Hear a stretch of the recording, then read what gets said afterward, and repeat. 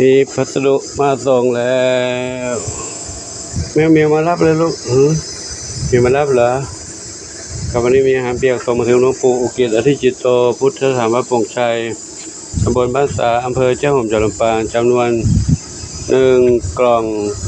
ครับซึ่งส่งมาจากทางร้านไม่พูดจัดส่งเจ้าภาพคือคุณโยม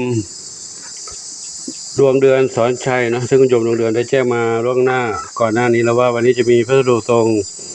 เป็นอาหารน้องเหมียว24 กระป๋องนะวันนี้ก็มาส่งถึงได้รับเรียบร้อยแล้วเป็นอาหารน้องเหมียว2 กล่องละ12 กระป๋องครับก็ขออนุโมทนาสาธุขอ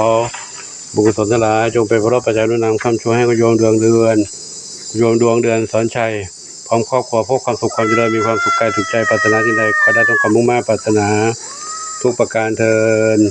สัพพิติโยวิวัชชันตุสัพพะโลกโควินัสตุมาเตภวันตรายโยสุขีทีคายุโกภวะ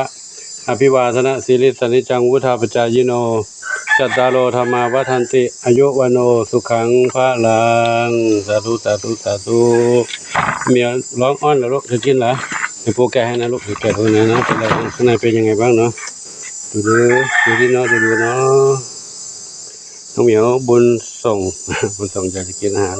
หรือว่ามาอ้อนหลวงปู่เนี่ยเดี๋ยวโปรแกให้กินนะลูกนะแกะกระป๋องให้กินละอ้อนกินใหญ่เลยครับจุบกินใหญ่แล้วกินคนเดียวไม่มีใครแย่งเพื่อนหลับกันหมดละเพื่อนหลับกันหมดกินใหญ่เลยจุบขอโมทนาสาธุ